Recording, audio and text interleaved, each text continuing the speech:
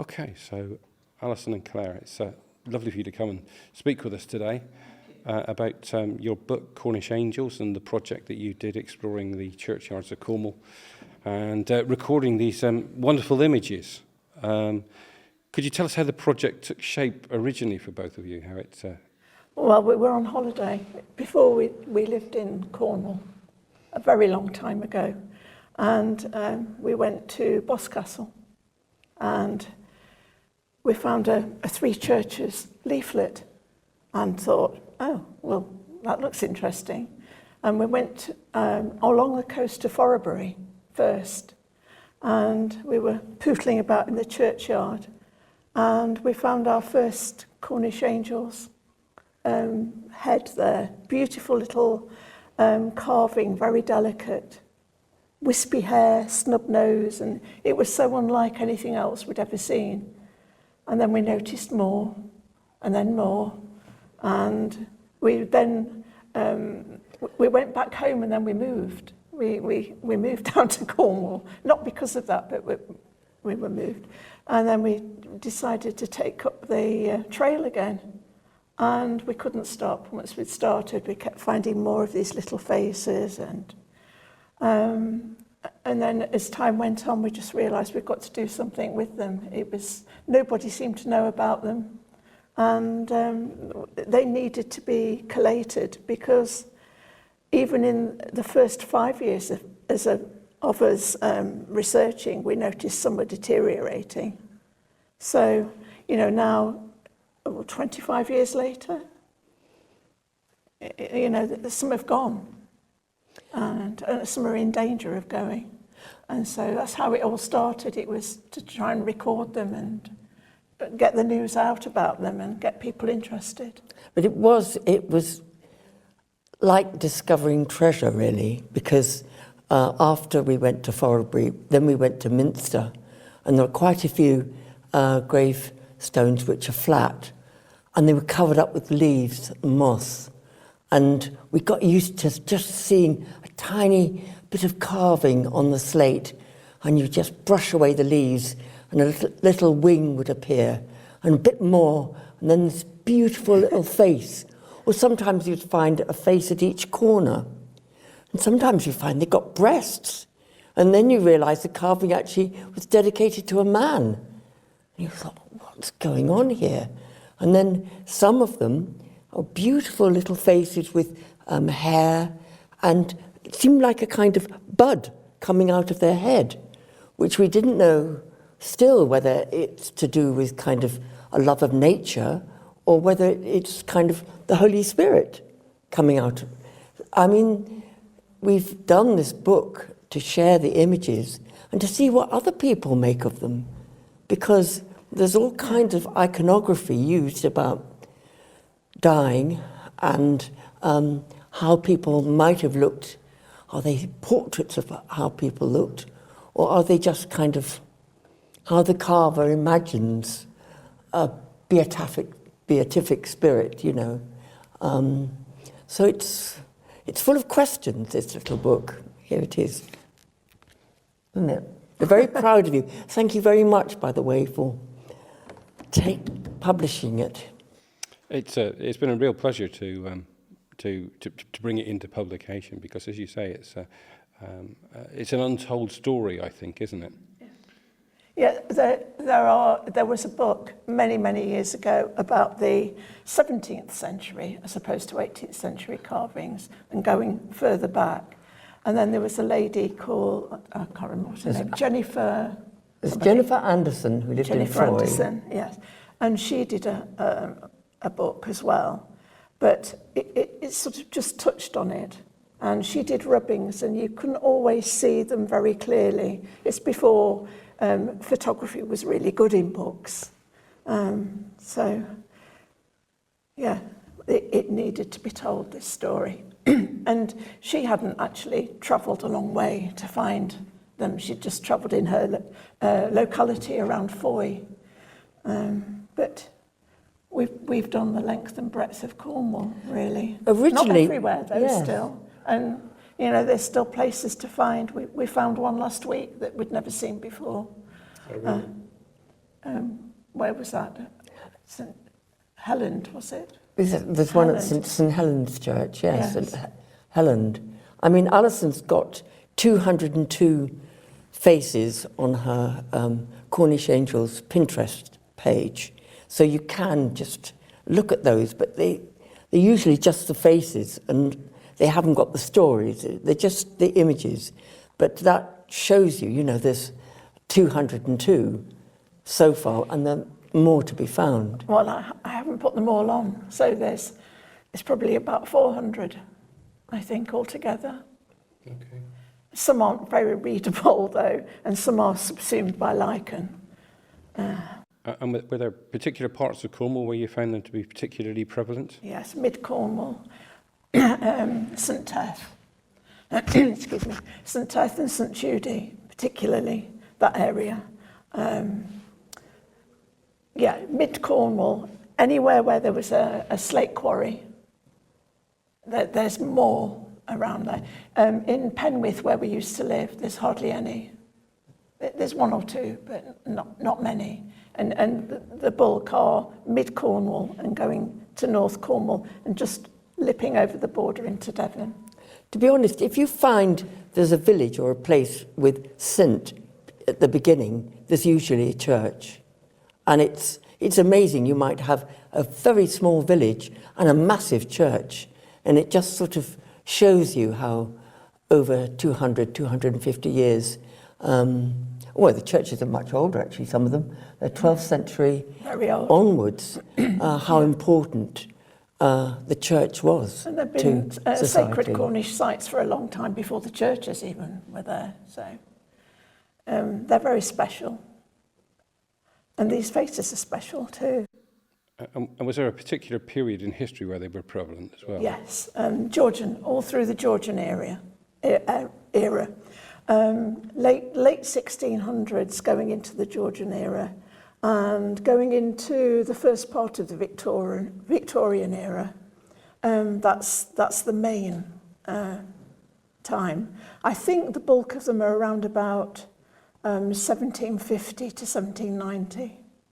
That seems, you know, the very best place. And when you say that, and you start to look at the images, the photographs of the faces, you see that they've got wigs.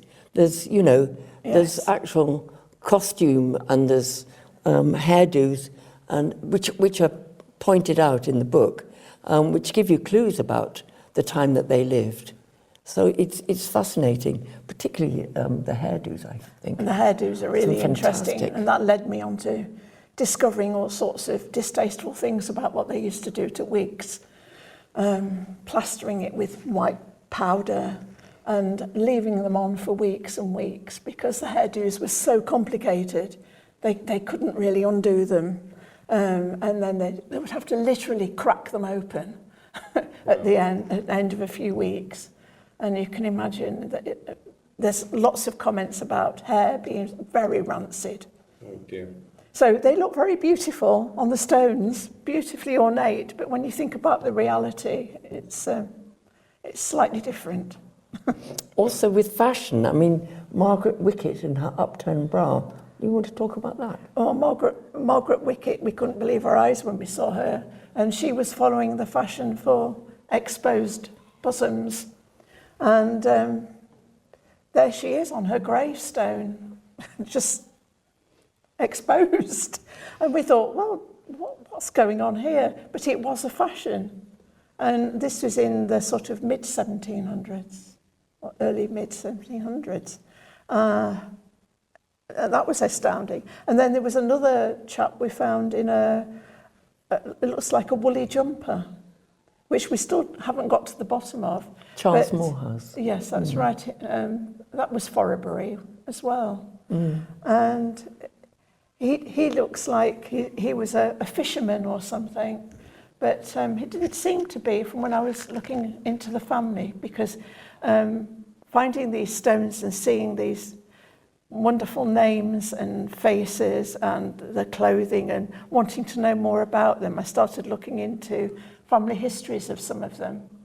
And I think he might have been from a wool farming family, So maybe the jumper was to show off how good his sheep were and what wonderful sweaters you could make for going out in your fishing and whatever. So was the conclusion that you reached that a lot of these depictions actually depicted the person that was buried there? It's very mixed. Some of them are very stylized, and some of them, like the very first one we found, was for a 10-year-old boy, and it looks like a 10-year-old boy. And others are of like a child, a young child, but they're of somebody who died in their 50s or 60s, and vice versa. So it doesn't always go, but there are some that definitely do look like likenesses. And probably it's the family going to talk to the carver and saying, oh, my wife's departed and I really want something to look like her.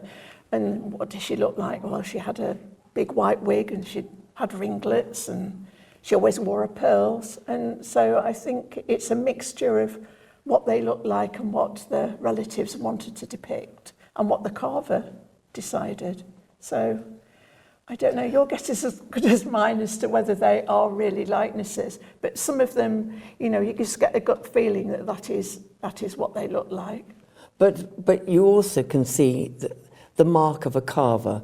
You know, a particular carver will do, he won't have signed it, but you can see the same face cropping up again and again, not just for that family tree, but others. But they'd probably be in churchyards quite close together. So they might say, well, I like what he's done for you. Can I have one like that? You know, sort of, that feels good. So you could classify them according to their own particular styles, a way of doing the face. Some of them are very, very light and careful. Some of them are calligraphic, a bit like handwriting and really, really kind of curly hair and very stylized. And some of them, you think, how did he get to do a grave? Well, yes. Particularly there's one which was called John Drake. Do you want to talk about that one? No. Go on. He's in Blissland, and we went to visit him again this week. And we couldn't understand why anybody would want this particular face on a gravestone. It's like a giant egg with two little dots for eyes and tiny features in the middle of this vast egg shape and tiny little wings sticking out at the side. And it doesn't really say anything about who the person was. It doesn't look beautiful. It looks alarming. It's like a 5-year-old saying, oh, have I got to do a face? I go, boom, yes, like that. And you think, oh. And there's a few like that, and you just think, very quirky, why? Very funny. Why? And I mean, obviously, I think that because there are so many slate carvers around, people decided to save money and have a go. And they had the rudiments of slate carving, and they decided to have a go. So are you all right, George? Yeah, jolly good. Wanted to join in. So yes, let me think. I lost my train of thought now, George. Yeah. So they're prevalent throughout the Killis and Slate areas. So the underlying geology really makes a difference to where they're found. Yeah. And in a lot of cases, you actually started to look at the person that was in the grave and their family history. Yes. Were those stories important that you found? Yes, because it brings them up to date in a way. When you see a grave and you look at the image and you think, oh yes, I wonder what that person was like. That's one thing. Then when you research into it and then you find that woman who was lamented had 8 children in 10 years. And you think, well, that was a hard life, wasn't it? And then they become real. And then you start to think of them as actual neighbours, if you like. You know, that's somebody that I can get to know, despite the fact that it was 200 or 300 years ago when they lived. So that's why there's about 5 examples of stories behind the stones, behind the images. And it makes them very, very human.